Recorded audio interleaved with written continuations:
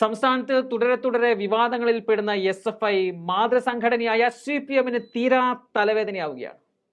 നിരവധിയാർന്ന fascist പ്രവർത്തനങ്ങളാണ് സമീപകാലത്ത് SFI-യിൽ നിന്നും ഉണ്ടായിട്ടുള്ളത്. സംഘടന രൂപീകരിക്കപ്പെട്ടതിനു ശേഷം ഇത്തരത്തിലുള്ള ജനാധിപത്യ വിരുദ്ധ ശൈലിയാണ് പിന്തുടരുന്നതെങ്കിലും തുടരെ പുറം ലോകത്തേക്ക് ഈ കാര്യങ്ങൾ എത്തിയത് ഈ സമീപകാലത്താണ്. ഏറ്റവും ഒടുവിൽ വയനാട് പൂക്കോട്ട് വെറ്റിനറി സർവകലാശാലയിലെ സിദ്ധാർത്ഥിന്റെ മരണം കൂടിയായപ്പോൾ തീവ്രവാദ ശൈലിയിൽ പ്രവർത്തിക്കുന്ന സംഘടനകളുടെ കൂട്ടത്തിലേക്ക് SFI-യും എത്തപ്പെടുന്നു എന്നതാണ് യാഥാർത്ഥ്യം. 1970-കളിൽ കേരളത്തിലെ ക്യാമ്പസുകളിൽ കലുഷിതമായ സാഹചര്യം സൃഷ്ടിച്ചെടുത്ത് അതുവരെയും ജനാധിപത്യം ഉണ്ടായിരുന്ന ഇടങ്ങളെ ഏകാധിപത്യത്തിന്റെ കോട്ടകളാക്കി മാറ്റിയ SFI പിന്നീട് അത് തുടരുകയായിരുന്നു.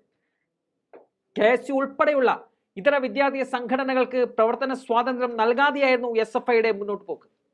പല ആവർത്തി പല ക്യാമ്പസുകളിലും ഇതിനെതിരെ പ്രതിഷേധങ്ങൾ ഉയർന്നു വന്നെങ്കിലും അതിനെയെല്ലാം കയ്യൂക്കുകൊണ്ട് പരാജയപ്പെടുത്തുകയായിരുന്നു SFI. ക്യാമ്പസിനും സർവകലാശാലകൾക്കും പുറത്ത് ഇന്ന് പൊതുസമൂഹത്തിന് വരെ ശല്യമായി SFI മാറിക്കഴിഞ്ഞിരിക്കുകയാണ്. കേരളത്തിലെ തന്നെ ഏറ്റവും വിശ്വാസ്യതയുള്ള ഭരണഘടനാ സ്ഥാപനമായ PSCയുടെ വിശ്വാസ്യതയെ പോലും അട്ടിമറിച്ചത് SFI ആണ്. PSC പരീക്ഷാ ക്രമക്കേടിൽ അറസ്റ്റിലാകുന്നത് SFI-യുടെ തിരുവനന്തപുരം യൂണിവേഴ്സിറ്റി കോളേജിലെ യൂണിറ്റ് ഭാരവാഹികളായിരുന്നു. AISF വനിതാ നേതാവിനെ ആക്രമിക്കുകയും അധിക്ഷേപിക്കുകയും ചെയ്ത കേസിൽ SFI സംസ്ഥാന സെക്രട്ടറി PM ആർഷോ ഉൾപ്പെടെയുള്ളവർ പ്രതിസ്ഥാനത്തുണ്ടായിരുന്നു. വ്യാജ സർട്ടിഫിക്കറ്റുകൾ സൃഷ്ടിച്ചതിലും SFI വനിതാ നേതാവും SFI-യുടെ ഏരിയ സെക്രട്ടറി ഉൾപ്പെടെയുള്ള നേതാക്കളും പ്രതിസ്ഥാനത്ത് വന്നിരുന്നു. സിദ്ധാർത്ഥന്റെ സംഭവത്തിന് ശേഷം SFI തങ്ങളുടെ ഫാസിസ്റ്റ് പ്രവർത്തന ശൈലി ഉപേക്ഷിക്കുവാൻ തയ്യാറായിട്ടില്ല. കൊയിലാണ്ടിയിലെ ഒരു കോളേജിൽ വയനാടിന് സമാനമായ അതിക്രമം SFI-യുടെ ഭാഗത്തു നിന്നും കഴിഞ്ഞ ദിവസം വീണ്ടും ഉണ്ടായതാണ്.